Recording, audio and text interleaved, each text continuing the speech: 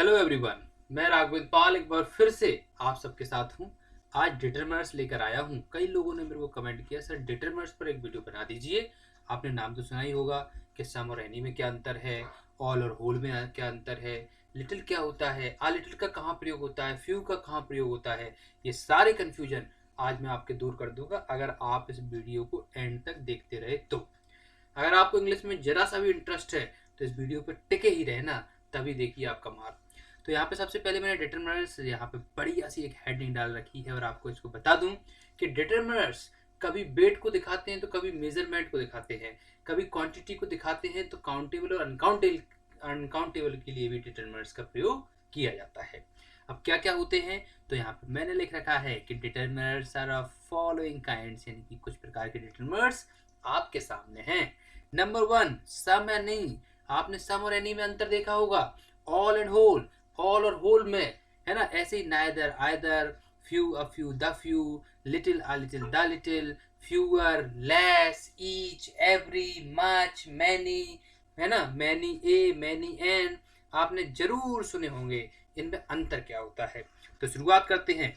हम तो भैया खतरों से खेलते हैं, यानी कि सबसे पहले उस चीज को पढ़ेंगे जो सबसे कठिन मानी जाती है।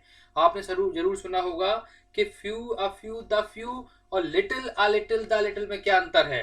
तो सुन लो ध्यान से, अच्छे से समझ लो। आज के बाद ये कंफ्यूजन जो है वो आपका खत्म हो जाएगा। कई लोगों ने मेरे को कमेंट करके बोला भी है कि सर इसमें क्या अंतर होता है, तो वो लोग अगर इस वीडियो को देख रहे हैं तो वो भी समझ लें ध्यान से। देखिए क्या होता है कि few, a few, the few और little, a little, the little लगभग एक जैसे हैं, बस थोड़ा सा अंतर है। जहां फ्यू का प्रयोग होगा, लिटिल का भी वही प्रयोग होगा।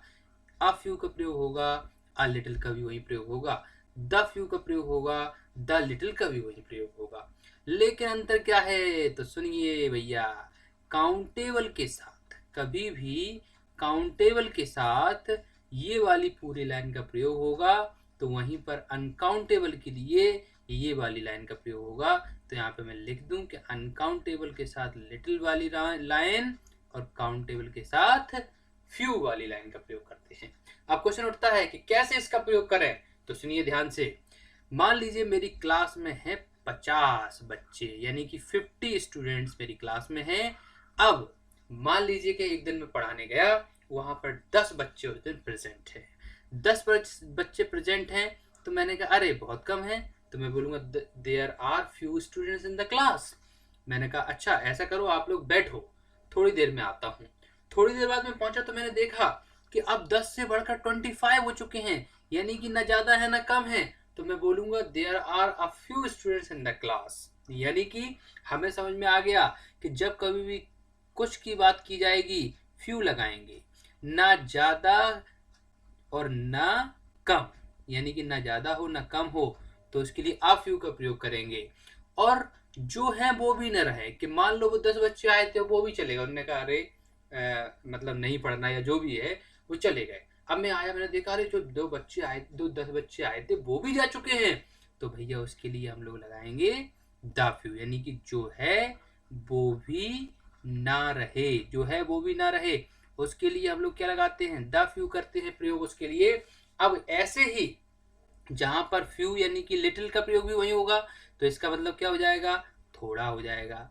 आ लिटिल का प्रयोग ना ज्यादा ना थोड़ा हो जाएगा, राइट, ना ज्यादा ना थोड़ा। वहीं पे द लिटिल का प्रयोग जो है वो भी ना रहे, उसके लिए द लिटिल का प्रयोग करेंगे।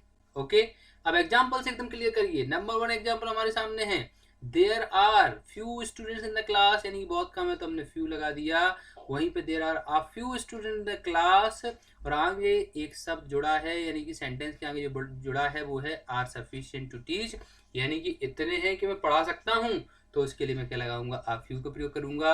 और तीसरा देखिए, when I went to the meeting, जब मैं मीटिंग में गया, I found that the few members had turned up, कि वो मेंबर्स जा चुके हैं, and meeting was called off, तो जो है वो भी चले गए थे, तो उसके लिए हमने क्या लगा दिया, उसके लिए हमने द फ्यू का प्रयोग कर दिया। अब बात करते हैं ये वाली, तो देखिए there is little water in the jug, jug में थोड़ा सा पानी है तो हमने लिटिल लगा दिया। A little knowledge is dangerous thing, अध जल गगरी झलकत जाए, यानी कि बहुत ज्यादा और बहुत कम, यानी कि बीच की बात करते हैं तो बड़ी खतरनाक होती है, तो a little knowledge is dangerous thing. और इसमें हमने लगा दिया आ लिटिल का प्रयोग, क्योंकि ना ज्यादा है ना कम है ना थोड़ा है। वहीं पे हम बात करें I have spend the little money, यानी कि वो मनी जो थी वो भी मैंने स्पेंड कर दी, उसके लिए मैंने लगाया है द लिटिल। तो हम कंसेप्ट क्लियर समझ चुके हैं कि कहाँ लगता है फ्यू वाली लाइन और कहाँ लगती है लिटिल वाली लाइन। अब बात करते हैं फ्यूअर और लेस में क्या अंतर है। सुना तो होगा आपने फ्यूअर और लेस, लेकिन अंतर नहीं पता तो मैं बता देता हूँ। भैया ध्यान से समझ लो कि ये जो फ्यूअर है वो है फ्यू की कंपैरेटिव डिग्री, और लेस है वो किसकी कंपैरेटिव डिग्री है, वो है लिटिल की कंपैरेटिव डिग्री। यानी कि अगर मैं लिख दूं तो फ्यू, उसके बाद फ्यूअर और उसके बाद फ्यूएस्ट, वहीं पे मैं लिखूं यहाँ पर लिटिल, तो इसकी कंपैरेटिव डिग्री क्या होगी, लेस होगी, और सुपरलेटिव डिग्री क्या होगी, लीस्ट होगी। तो ध्यान से समझें, fewer is the comparative degree of few, less is the comparative degree of little.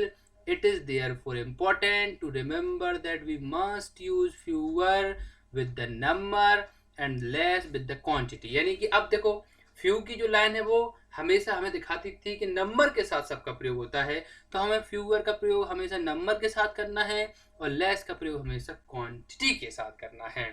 जैसे ही knows fewer people than I know, वो मुझसे ज्यादा लोगों को जानता है तो गिन सकते हैं, इसीलिए हमने यहाँ पर पीपल के साथ फ्यूअर का प्रयोग कर दिया। और अगला सेंटेंस अगर हम देखें तो I am sure that our programme will be attended by not less than 50 people. यहाँ पे पता नहीं है कि 50 पीपल हो पाएंगे कि नहीं, तो इस स्थिति में हम लोगों ने लेस का प्रयोग कर दिया। समझ में आ गया होगा, फ्यूअर फ्यू की कंपैरेटिव डिग्री, लेस लिटिल की कंपैरेटिव डिग्री। आगे बढ़ते हैं, अब बात कर लेते हैं सम की। देखो भैया सम का प्रयोग वैसे तो हम लोग यहाँ पर नंबर और क्वांटिटी दोनों के साथ करते हैं। जैसे कि आपने सुना होगा कि सम का प्रयोग सम के साथ वाटर भी लगता है तो सम के साथ स्टूडेंट्स भी लगता है, सम के बाद जो है उसके अनुसार काम करते हैं। लेकिन सिंपल सेंटेंस में मेरी भाषा में समझिए, मैं आपको बताता हूँ कि सम का प्रयोग हमेशा अफर्मेटिव के लिए किया जाता है। अफर्मेटिव जो होता है सेंटेंस उसके लिए सम का प्रयोग किया जाता है। वहीं पे एनी का प्रयोग किसके लिए होगा, एनी का प्रयोग नेगेटिव के लिए होगा और इंटेरोगेटिव के लिए होगा। बट ध्यान रखें अगर कोई सेंटेंस वुड से स्टार्ट हो तो उस इंटेरोगेटिव सेंटेंस में हम सम का प्रयोग करते हैं, ये चीज आपको ध्यान रखनी है।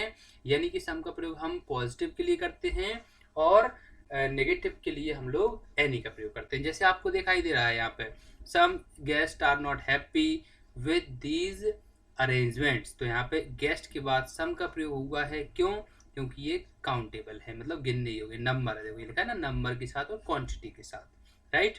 अब देखो ये जो नेगेटिव मैंने बताया है वो सम बीच में होना चाहिए तब है। अगर एज ए सम सब्जेक्ट के रूप में बात कर रहे हैं तो फिर आ सकता है। तो सम सब्जेक्ट के रूप में सब्जेक्ट के जस्ट बाद हमने देखा कि गेस्ट है तो हमने यहाँ पे आर लगा दिया क्योंकि ये नंबर है। सम के साथ मिल्क आया है तो यहाँ पे एज लगाया क्योंकि ये अनकाउंटेबल है। ओके, यहीं पे नॉट की बात करें, अब यहाँ पर नेगेटिव सेंटेंस आ गया, नेगेटिव सेंटेंस आ गया तो हम लोगों ने भैया यहाँ पे क्या लगा दिया, एनी का प्रयोग कर दिया। समझ में आ गया होगा आपको। आगे बढ़ते हैं तो भैया एनी के बारे में आपको बता ही चुका हूँ, तो इसीलिए यहाँ पे ज़्यादा पढ़ने की जरूरत नहीं है स्लाइड को, क्योंकि साफ साफ हमने देखा है कि we use any with the singular number and therefore verb will always be singular. और दूसरी बात कि आप we can use any in both interrogative and negative sentence, तो मैंने आपको पहले ही बता दिया है। आगे बढ़ते हैं, ऑल और होल में क्या अंतर है, तो सुन लीजिए भैया। ऑल का मतलब आपको पता ही होगा कि ऑल का मतलब क्या होता है, ऑल का मतलब होता है सभी। ये हमेशा काउंटेबल के साथ आएंगे, जिन चीजों को हम काउंट कर सकते हैं उसके लिए ऑल का प्रयोग करेंगे। वहीं पे कलेक्टिव नाउन की बात करेंगे तो हम लोग यहाँ पर क्या लगाएंगे, होल का प्रयोग करेंगे। तो we use all with plural number hence the words remains plural. और होल की बात करें तो whole with any such number और quantity which is taken as a single entity. जब हम सिंगल एंटिटी की बात करते हैं तो उसके लिए होल लगाते हैं। जैसे मैंने बोला कि सभी बच्चे अच्छा कर रहे हैं तो मैं बोलूंगा all students are doing well. वहीं पे पूरी क्लास अच्छा कर रही है तो whole class is doing well, right. जैसे यहाँ पे लिखा हुआ ना all children are playing in the park, लेकिन वहीं पे लिखा है whole matter was discussed in that meeting. Clear हो चुका होगा। आगे बढ़ते हैं, नाइदर आइदर की बात करते हैं तो पता होगा आपको वैसे ही, लेकिन मैं आपको और बता देता हूं कि नाइदर का जो प्रयोग है वो दो मतलब ना के लिए करते हैं, ना है ना, ये लिखा हुआ है नो ऑफ द टू यानी दोनों में से कोई नहीं। आइदर का प्रयोग वन ऑफ द टू यानी कि दोनों में से एक। एग्जाम्पल देख लो, क्लियर कर लो। Ravi and Rakesh are my class friends, Ravi और राकेश मेरे क्लास फ्रेंड्स हैं, but neither of them has turned up for my birthday party, लेकिन मेरी बर्थडे पार्टी में कोई नहीं आया, है ना। तो यहाँ पे बिल्कुल सही आंसर है। और यहाँ पे दोनों में से कोई नहीं आया तो नाइदर का प्रयोग किया।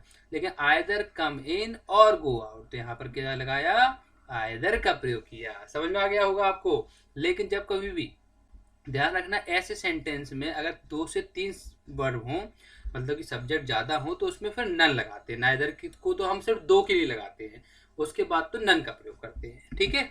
ईच एवरी की बात करें, ईच और एवरी में क्या अंतर है, इसमें भी बड़े लोग कंफ्यूज होते हैं, तो समझ लो, क्लियर कर देता हूं मैं। ईच का मतलब पता है आपको क्या होता है? ईच का मतलब होता है प्रत्येक। वहीं पे हम एवरी की बात करें तो क्या मतलब होता है? इसका मतलब होता है हर एक। आप कहोगे सर ये तो दोनों एक जैसे हैं। नहीं नहीं, ईच का प्रयोग इंडिविजुअली यानी कि जब हम किसी पर्टिकुलर इंडिविजुअल से बोल रहे हैं तो उसके लिए लगाते हैं। एवरी का प्रयोग जब हम 2 से ज्यादा पर्सन, प्लेस और थिंग्स की बात करें तो उसके लिए लगाते हैं। एग्जाम्पल समझ लो अच्छी तरह से। Anita and Anjali are the cousins, Anita और अंजलि कजिन हैं। And each is preparing for civil service examination, यहाँ पर ईच लगाने से क्लियर हो गया कि अनीता भी तैयारी कर रही है और अंजलि भी तैयारी कर रही है। वहीं पर every student works hard for his better future, her student अपने बेटर फ्यूचर के लिए वर्क्स हार्ड यानी मेहनत करता है। तो यहाँ पे लगा दिया हमने एवरी। क्यों? क्योंकि भैया यहाँ पे सबकी बात कर रहे हैं, ठीक है। आगे बढ़ते हैं और बात करते हैं मच और मैनी, और मैनी ए और एन में क्या अंतर होता है, तो इसको भी समझ लो। आपको पता ही होगा कि मच और मैनी में क्या अंतर होता है। तो देखिए, अगर मैं बात करूं तो मच का प्रयोग किस लिए करते हैं? अनकाउंटेबल नाउन, जिसको गिन नहीं सके, उसके लिए हम लोग क्या लगाते हैं? मच का प्रयोग करते हैं। लिखा हुआ we use with the quantity, quantity के साथ करते हैं। और वर्ब हमेशा सिंगुलर होना चाहिए। वहीं पे मैनी का प्रयोग नंबर के साथ करते हैं, लेकिन वर्ब हमेशा प्लूरल होना चाहिए। और वहीं पे नंबर की यहाँ पे हम लोग लिख सकते हैं काउंटेबल के लिए करते हैं, राइट। जैसे मच वाटर, तो वाटर के साथ हमने मच लगा दिया। कैंडिडेट्स के साथ हमने मैनी लगा दिया। आप लोग तो समझदार हो, बिल्कुल आसानी समझते जा रहे हो। बस 1 मिनट बचा है वीडियो में, वो भी सुन लो। मैनी ए और एन में क्या अंतर होता है? तो हमें पता है कि मैनी के साथ तो नंबर के साथ प्रयोग होता है और काउंटेबल चीजों के लिए लगता है, लेकिन मैनी के साथ ए और एन का भी प्रयोग होता है, ठीक है। तो we must always use it in the following manners. अगर हम बात करें तो मैनी के साथ अगर आपको कभी भी ए और एन दिखाई दे जाए ना, तो हमेशा सिंगुलर वर्ब का प्रयोग करना। जैसे देखो, मैनी के साथ क्वेश्चंस लगा है तो यहाँ पे हमने लगा दिया वर, क्योंकि मैनी के साथ कुछ नहीं लगा। लेकिन मैनी के साथ इस सेंटेंस में ए लगा है और इस सेंटेंस में एन लगा है।